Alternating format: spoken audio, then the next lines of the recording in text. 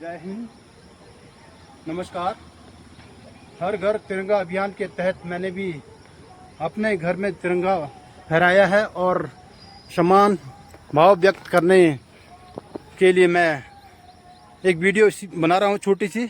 हम हैं अभी, ये देखिए, इस तरफ राइट साइड में देहरादून शहर है और ये पीछे जो जंगल दिख रहे हैं ये प्रेम नगर से शुरू होते सैलाकुई, विकास नगर, पोंटा साहिब, हिमाचल प्रदेश शुरू हो जाता है वहाँ से और शिमला पहुँच जाते हैं।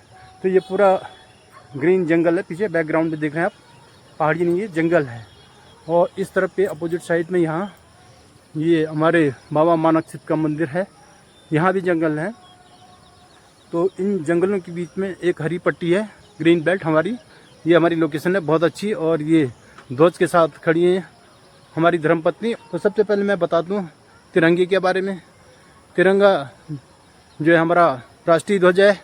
ये 22 जुलाई 1947 को ये संविधान सभा ने इसको आधिकारिक तौर पे स्वीकार किया था, अडॉप्ट किया था। और इसके डिजाइनर थे पिंगली वेंकैया, जिन्होंने इसको डिजाइन किया था। अब ध्वज के बारे में बताते रहिए। सबसे ऊपर है, उसके बाद सफ़ेद है, उसके बाद हरा रंग है। केसरिया जो है साहस, बल और बलिदान का प्रतीक है। सफ़ेद है सत्य, शांति और पवित्रता का है। हरा समृद्धि, खुशहाली और हरियाली का प्रतीक है। और बीच में आप देखते हैं अशोक चक्र हैं जिसमें 24 तिलियाँ हैं।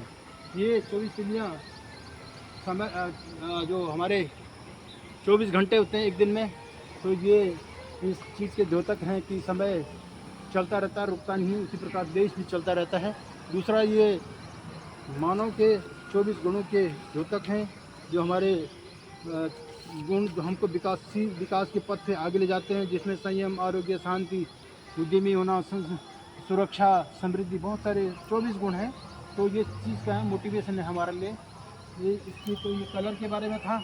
अब इसके साइज़ के बारे में बताते हैं। जो हमारे ध्वज का साइज़ होता है उसका अनुपात 3:2 होता है, यानी 3 फीट चौड़ा है तो लंबा है तो 2 फीट चौड़ा होगा।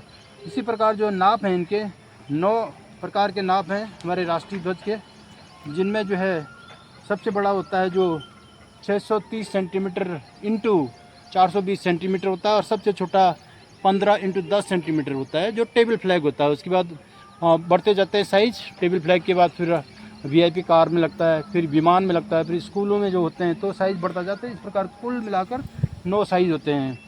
और झंडे को आप जानते हैं कि झंडा भी कट फट सकता है।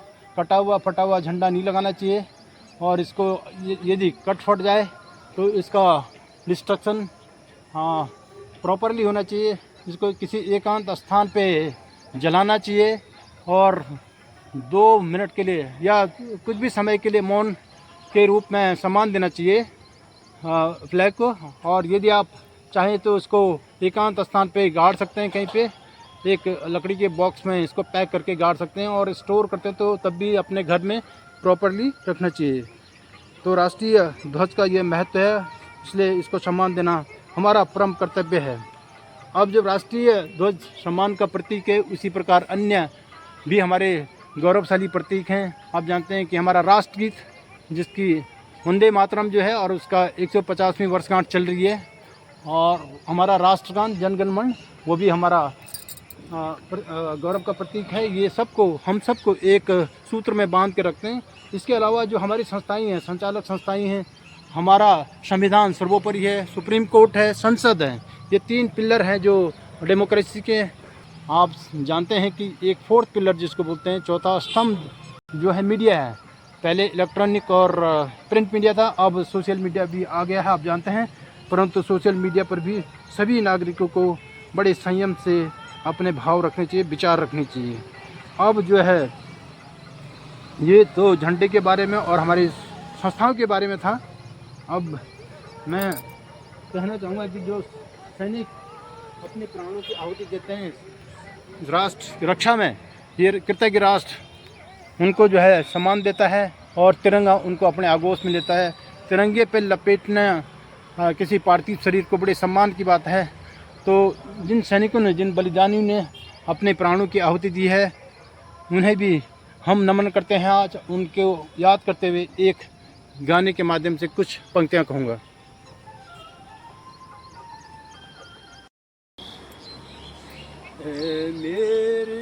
वतन के लोगों, जरा आँख में भर लो पानी। जो शहीद हुए हैं उनकी जरा याद करो कुर्बानी। ऐ मेरे वतन के लोगों, जब घायल हुआ हिमालय, खतरे में पड़ी थी आजादी। जब तक थी सांस लड़े हो, जब तक थी सांस लड़े हो, फिर अपनी लाश बिछा दी। संगीन पे धर कर माथा, संगीन पर धर कर माथा, सो गए अमर बलिदानी। जो शहीद हुए हैं उनकी जरा याद करो कुर्बानी।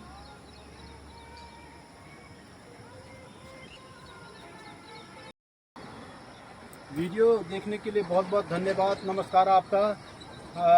आपसे निवेदन है कि आप इसके सुर लय और शब्दों पे न जाइए, भाव को समझेंगे। और आशा करता हूं कि आपने भी हर घर तिरंगा अभियान में भाग ले लिया होगा, जो कि 9 से 17 अगस्त तक है। और अपने घरों में तिरंगा फहराएंगे, हम बाइक रैली आदि भी निकालेंगे और हर्षोल्लास के साथ हर घर तिरंगा जो अभियान चल रहा है उसमें भाग लेंगे। और 15 अगस्त स्वतंत्रता दिवस की अग्रिम शुभकामनाएं। जय हिंद, नमस्कार।